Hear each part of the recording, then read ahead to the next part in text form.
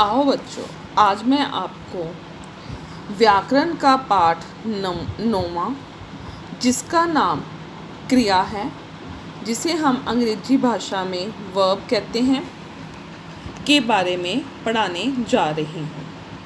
सबसे पहले मैं क्रिया शब्द की परिभाषा आपको बताऊंगी।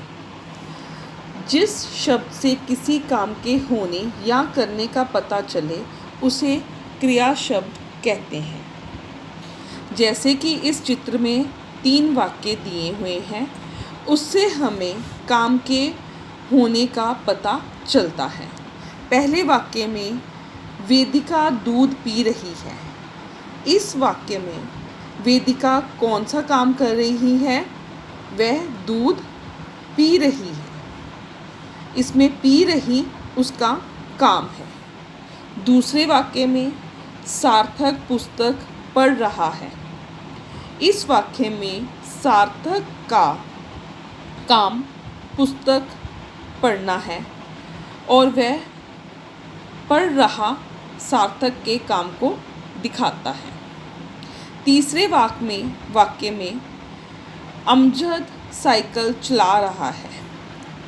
इसमें अमजद जो काम कर रहा है वह साइकिल चला रहा है। इसमें उसका जो काम है वो चला रहा है। से इन तीनों वाक्यों में पी रही, पढ़ रहा और चला रहा से किसी काम के होने का पता चलता है। ऐसे शब्द क्रिया कहलाते हैं। हम क्रिया को 2 भागों में बांटते हैं।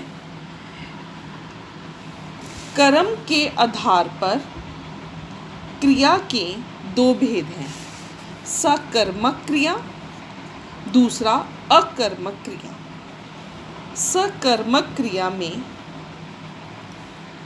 क्रिया का फल कर्ता पर ना पड़कर कर्म पर पड़े, उसे हम सकर्मक क्रिया कहते हैं। जैसे दादाजी ने संतरे खाए, पिताजी ने पानी पिया और तीसरे वाक्य में माँ साड़ी खरीद कर लाई। इन तीनों वाक्यों में कर्म का पता लगाने के लिए क्रिया में क्या लगाकर प्रश्न का जो उत्तर आता है वही कर्म होता है। जैसे दादाजी ने क्या खाया, उसका उत्तर है संतरे और ये कर्म है। पिताजी ने क्या पिया, पानी, और ये कर्म है। माँ बाजार से क्या लाई, साड़ी, ये कर्म है। दूसरा भेद जो है वो अकर्मक क्रिया। जिस क्रिया का फल कर्म पर ना पड़कर कर्ता पर पड़े उसे हम अकर्मक क्रिया कहते हैं। जैसे कि इन वाक्यों में बताया है, राजू सो गया, वेदिका रो पड़ी, मयंक खा रहा। अब इन तीनों वाक्यों में अकर्मक क्रिया जो शब्द दिखाते हैं वो हैं कौन सो गया, राजू, वो करता है। कौन रो पड़ी, वेदिका।